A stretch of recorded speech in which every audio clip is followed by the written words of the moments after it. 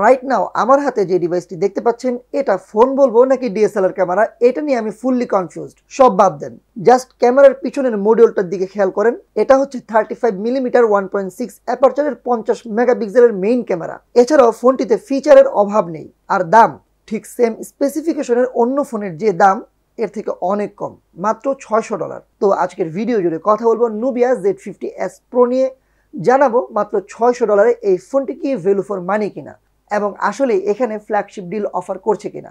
তো ভিডিওটি শুরু করার আগে অবশ্যই দেখে নিন আমাদের চ্যানেলটি সাবস্ক্রাইব করা আছে কিনা। সাবস্ক্রাইব করা না থাকলে অবশ্যই আমাদের চ্যানেলটি সাবস্ক্রাইব করে নেবেন এবং অবশ্যই বেল বাটনটিতে ক্লিক করে নেবেন। এই ফোনটি আমি রিভিউ করতে পেরেছি আদনান ভাই এবং রাফাত হোসেন রাফি ভাইয়ের কল্যাণে। তো মূল ভিডিওতে যাওয়ার আগে এই দুই ভাইয়াকে একটু ধন্যবাদ দিচ্ছি, সবাই এই ভাইয়াদের জন্য দোয়া করবেন। হ্যালো বন্ধুরা, সবাইকে স্বাগতম তরল প্রযুক্তির ইউটিউব চ্যানেলে।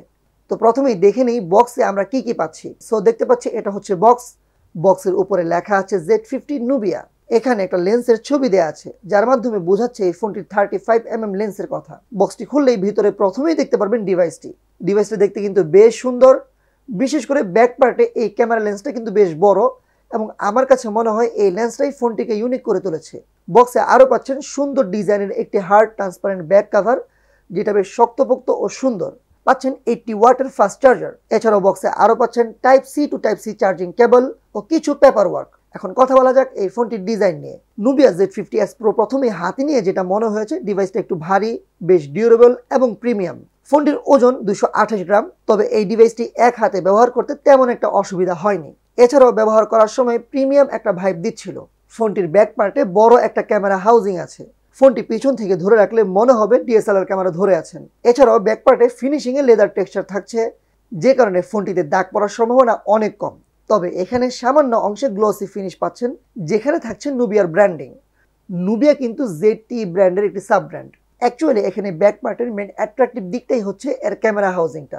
ফোনটির নিচের দিকে পাচ্ছেন type C charging port, speaker grill, SIM tray, যেখানে আপনি 2টি ন্যানো সিম ব্যবহার করতে পারবেন। এছাড়াও ডুয়াল স্টেরিও স্পিকার পাচ্ছেন, যার সাউন্ড কোয়ালিটি বেশ ভালো লেগেছে। ফোনটির বাম পাশটা খালি। এখানে চারপাশের ফিনিশিংটা স্কোয়ার শেপের। উপরে পাচ্ছেন সেকেন্ডারি স্পিকার এবং আয়ার ট্রান্সমিটার। ফোনটির ডান পাশে পাচ্ছেন ডেডিকেটেড স্লাইডার বাটন, যার মাধ্যমে ওয়ান ক্লিক ক্যামেরা মোডে চলে যেতে পারবেন। এছাড়াও আরও পাচ্ছেন metal bit volume up down ও কমলা কালারের লক বাটন, যেখানে পাচ্ছেন ফিজিক্যাল ফিঙ্গারপ্রিন্ট সেন্সর। ওভারঅল ডিজাইনে ফোনটি বেশ ইউনিক অ্যান্ড প্রিমিয়াম ভাইব দিচ্ছিল। কথা বলবো ফোনটির ডিসপ্লে নিয়ে। এই ডিভাইসটিতে পাচ্ছেন 6.78 ইঞ্চির ফ্ল্যাট ডিসপ্লে। ডিসপ্লেটার resolution 1260x2800। এখানে 4K রেজুলেশনের ডিসপ্লে হলে অবশ্যই ভালো হতো। এছাড়াও ডিসপ্লেটাতে পাচ্ছেন 120 হার্জ রিফ্রেশ রেট। ডিসপ্লেটির প্রথম যে বিষয়টি সবচেয়ে ভালো লেগেছে, ডিসপ্লেটা বেশ ভালো পরিমাণে কালারফুল এবং ব্রাইট। প্রতিটি কালার খুব ভালো অ্যাকুরেট ভাবে ফুটে উঠেছে ডিসপ্লেতে। ডিসপ্লের ম্যাক্সিমাম ব্রাইটনেস 1200 নিটস।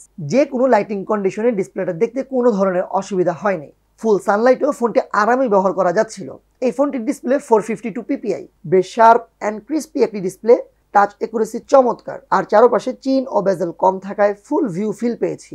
ওভারঅল ফোনটির ডিসপ্লে ফ্ল্যাট এবং অনেক ভালো। তবে অনেকেই আছেন ফ্ল্যাট ডিসপ্লে পছন্দ করেন না। অবশ্যই কমেন্টে জানাবেন আপনারা ফ্ল্যাট ডিসপ্লে পছন্দ করেন নাকি কার্ভ ডিসপ্লে পছন্দ করেন। তবে রেজুলেশন আর একটু বেশি হলে বেটার হতো। কথা বলবো ফোনটির সফটওয়্যার ও প্রসেসর নিয়ে। ফোনটিতে প্রসেসর হিসেবে পাচ্ছেন স্ন্যাপড্রাগনের 8 Gen 2 এর ফ্ল্যাগশিপ প্রসেসর। যে প্রসেসরটি 4 ন্যানোমিটার আর্কিটেকচার বিল্ড অক্টা কোরের প্রসেসর। এখানে জিপিইউ হিসেবে পাচ্ছেন Adreno 740। ডিভাইসটি পাবেন 12/256 GB, 12 1TB এবং 16 1TB এই তিনটি ভার্সনে। এছাড়াও আপনি র্যাম এক্সপান্ড করতে পারবেন, যেটাকে ভার্চুয়াল র্যাম বলা হয়, যেটা খুব কাজের না। ডিভাইসটিতে স্টোরেজ হিসেবে পাচ্ছেন UFS 4.1। ফোনটিতে সফটওয়্যার হিসেবে পাচ্ছেন MyOS 13 বেসড Android 13। এখানে নুবিয়া Z50S Pro এই কয়েকদিনের ব্যবহারে রেগুলার ইউজে বেশ ভালো পারফর্ম করেছে। খুব স্মুথলি প্রতিটি অ্যাপ রান করে। এছাড়াও অ্যাপ ওপেনিং স্পিড অনেক ভালো পেয়েছি। তবে এখানে ফোনটিতে বেশ কিছু প্রি ইনস্টলড অ্যাপ আছে যেগুলো আনইনস্টল করে ফেলা যায় এবং ক্যামেরায় কিছুটা বাগ পেয়েছি। আশা করি এই বাগগুলো ঠিক হয়ে যাবে এবং আগের অনেক বাগস কিন্তু আপডেট ঠিক হয়ে গিয়েছে। সো ওভারঅল ফোনটির সফটওয়্যার এবং প্রসেসর পারফরমেন্স বেশ ভালো। কথা বলবো ফোনটির গেমিং নিয়ে। এই ফোনটি দিয়ে পাবজিতে এক্সট্রিম সেটিংসে 40 FPS পেয়েছি, যেখানে গ্রাফিক্স বেশ চমৎকার পেয়েছি। এছাড়াও কোনো ধরনের ল্যাগ বা ফ্রেম ড্রপ পাইনি।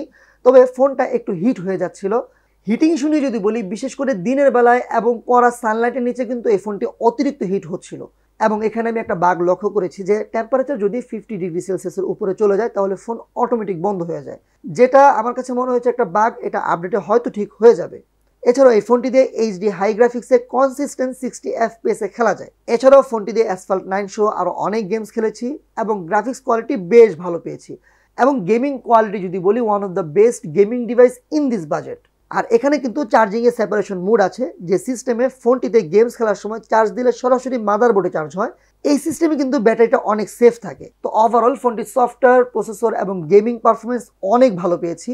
ফোনটিতে 5G সাপোর্ট নেই, যেটা থাকলে ভালো হতো, কারণ ফিউচারের কথা চিন্তা করলে এখন কিন্তু 5G দিলেই ভালো হতো। তবে এখানে 4G আছে।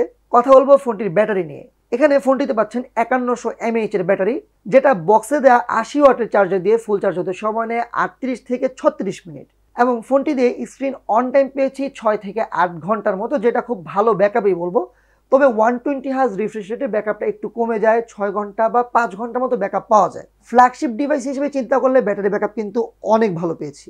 সো এখন কথা বলা যাক এই ফোনটির সবচেয়ে আকর্ষণীয় পার্ট, ফোনটির ক্যামেরা নিয়ে। মূলত এই ফোনটির মেইন সেলিং পয়েন্টই হচ্ছে ক্যামেরা। ডিভাইসটির রেয়ারে পাচ্ছেন 30mm লেন্স, অর্থাৎ আপনি কিন্তু ফোনে পেয়ে যাচ্ছেন পোর্ট্রেট লেন্স, বলা যায় just like DSLR camera. Main camera হিসেবে পাচ্ছেন 1.6 অ্যাপারচারের 50 মেগাপিক্সেলের 30mm লেন্সের সেন্সর, যেখানে ফেস ডিটেকশন, অটো ফোকাস পাচ্ছেন অপটিক্যাল ইমেজ স্টেবিলাইজেশন বা ওআইএস। এছাড়াও পাচ্ছেন 2.4 অ্যাপারচারের 80mm লেন্সের 8 মেগাপিক্সেলের টেলিফোটো লেন্স বা জুম লেন্স, এবং এখানেও কিন্তু আপনি ওআইএস বা অপটিক্যাল ইমেজ স্টেবিলাইজেশন পেয়ে যাচ্ছেন। এছাড়াও থাকছে 135mm লেন্সের 2.0 অ্যাপারচারের 50 মেগাপিক্সেলের আলট্রা ওয়াইড সেন্সর।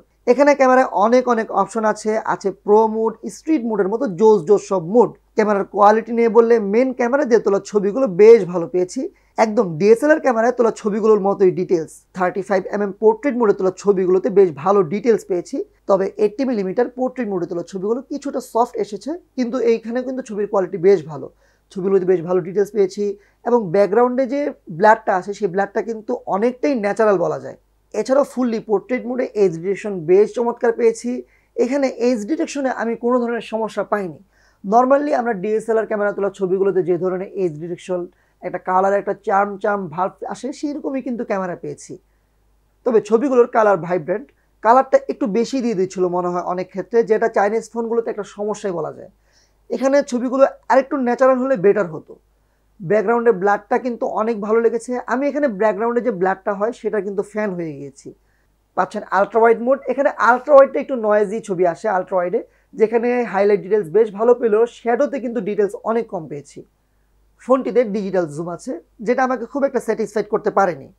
আর রাতে তোলা ছবিগুলো বেশ ভালো পেয়েছি, যেখানে নয়েজ অনেক কম পেয়েছি এবং ছবিগুলোতে ভালো ডিটেলস পেয়েছি। বিশেষ করে নাইট মোডে কিন্তু ছবিগুলো চমৎকার পেয়েছি। কথা বলবো ভিডিও কোয়ালিটি নিয়ে। এখানে ভিডিওতে 8K 30 FPS পর্যন্ত শ্যুট করা যায়। এছাড়াও পাচ্ছেন 4K 120 FPS পর্যন্ত অপশন। ব্যাক ক্যামেরায় সর্বোচ্চ 8K রেজুলেশনে ভিডিও শ্যুট করা যায়। যদিও আমরা 8K রেজুলেশন কেউ ব্যবহার করি না, তবুও কিন্তু দেয়া আছে যারা একদম এক্সট্রিম লেভেলের প্রফেশনাল কাজ করতে চান তাদের জন্য মনে হয় না এটা খারাপ একটা অপশন, এটা ভালো একটা অপশন বলা যায়। সো এটা হচ্ছে ultrawide mode Nubia Z50S Pro এর। এখানে এই মুহূর্তে 4K 30 FPS এ ভিডিও শ্যুট হচ্ছে। একটা বিষয় লক্ষ্য করুন, এখানে কিন্তু দূরের যে ডিটেলসগুলো কিছুটা কম আসছে। এখানে কম্পিউটার ডিসপ্লেতে নিলে আসলে বিষয়টা আরও ভালো বোঝা যাবে। তবে এখানে ভিডিও কোয়ালিটি কিন্তু বেশ ভালো। এটা হচ্ছে আলট্রাওয়াইড 60 FPS 4K রেজুলেশনে। তো 60 FPS কিন্তু ভিডিও কোয়ালিটি আরও বেশি ভালো লাগছে এখানে। এখন শ্যুট করছি 1080p 60 FPS মোডে। তো ভিডিওতে অপটিক্যাল ইমেজ স্টেবিলাইজেশন আছে, যে কারণে দেখা যাচ্ছে আমি যত দ্রুতই হাঁটি না কেন এখানে কিন্তু কোনো প্রকার শেকি ভাবটা আসে না। আর ভিডিও কোয়ালিটি ব্যাক ক্যামেরায় মোটামুটি ভালোই বলবো। এই মুহূর্তে 1080p 60 FPS মেইন 30mm যে লেন্সটা আছে সেই লেন্সটা দিয়ে শ্যুট করা হচ্ছে। তো ভিডিও কোয়ালিটি আমরা দেখতে পাচ্ছি একদম স্টেবল, কোনো ধরনের শেকি ভাবটা নেই। সর্বোচ্চ 15x জুম করা যায়। এই মুহূর্তে কিন্তু দেখা যাচ্ছে জাতীয় সংসদ ভবন, জাপান গার্ডেন সিটি থেকে। জুমের কোয়ালিটি যেটা বলবো যে মোটামুটি একদম আহামরি না। Right now Nubia Z50S Pro এই ফোনটির সামনের ক্যামেরা দিয়ে ভিডিও করছি। তো ভিডিও সামনের ক্যামেরা কিন্তু এখানে একটা বিষয় আমি লক্ষ্য করেছি, এখানে সামনের ক্যামেরায় কোনো ধরনের ইলেকট্রিক্যাল ইমেজ স্টেবিলাইজেশন নেই, যে কারণে যারা ভ্লগিং করতে চান তারা কিন্তু গিম্বল ছাড়া যদি ভ্লগিং করতে চান ফুটেজগুলো প্রচণ্ড শেকি আসবে। আর ভিডিও কোয়ালিটি নিয়ে যদি বলি, আমার চেহারাটা কিন্তু একদম ফর্সা করে দিচ্ছে, আমি নর্মালি রোদের মধ্যে এতটা ফর্সা দেখাচ্ছি না, তবে এটা অনেকের কাছেই ভালো লাগবে আমার মনে হয়। আর আরেকটা বিষয়, পিছনের ডিটেলসের কথা যদি বলি, পিছনে কিন্তু বেশ ভালো ডিটেলস পাওয়া যাচ্ছে, একেবারে হাইলাইটগুলো খুব ভালো দেখা যাচ্ছে। সো যারা ভ্লগিং করতে চান এখানে একটা অপশন অবশ্যই দেওয়া উচিত ছিল 60 FPS এবং ইলেকট্রিক্যাল ইমেজ স্টেবিলাইজেশন। তবে যদি আপনারা গিম্বল কিনে নেন সেটা একটা অপশন হতে পারে, কিন্তু এখানে একটা কথা, আমি যখন 80,000 টাকা একটা ফ্ল্যাগশিপ ফোন কিনবো তখন যদি গিম্বলের অপশন না থাকে বা ইলেকট্রিক্যাল ইমেজ স্টেবিলাইজেশন অপশন না থাকে সেটা কিন্তু কখনোই ভালো দেখায় না।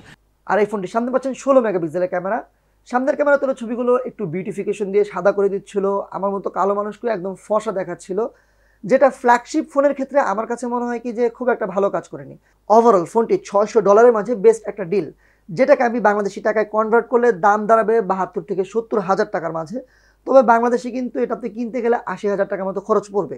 আর যদি আপনি ইউজড কিনতে চান তাহলে আমার মনে হয় 60,000 টাকায় পেয়ে যাবেন। এখন এ দামে যে ফিচারগুলো আছে সেগুলো কিন্তু ডিল ব্রেকিং, বিশেষ করে ক্যামেরাটা জাস্ট নেক্সট লেভেলের, এছাড়াও পারফরমেন্স জাস্ট বিস্ট লেভেলের। তবে সামনের ক্যামেরায় ইআইএস নেই এবং কিছু বাগ আছে। সামনের ক্যামেরার ইআইএস এবং কিছু বাগ যে আছে সেটা আপডেটে হয়তো ঠিক করা পসিবল। ওভারঅল আপনার বাজেট যদি হয় 70,000 টাকার মাঝে এবং আপনি যদি চান ভালো ক্যামেরা, ভালো ডিসপ্লে, ভালো ব্যাটারি ব্যাকআপ, সর্বোপরি ভালো পারফরমেন্স, তাহলে আমি বলবো চোখ বন্ধ করে নিয়ে নিতে পারেন নুবিয়া Z50S Pro। আপনাদের কাছে কেমন লেগেছে এই ডিভাইসটি অবশ্যই কমেন্ট বক্সে জানাতে ভুলবেন না। সবাইকে অনেক অনেক ধন্যবাদ। আসসালামু আলাইকুম ওয়া রাহমাতুল্লাহি ওয়া বারাকাতুহু।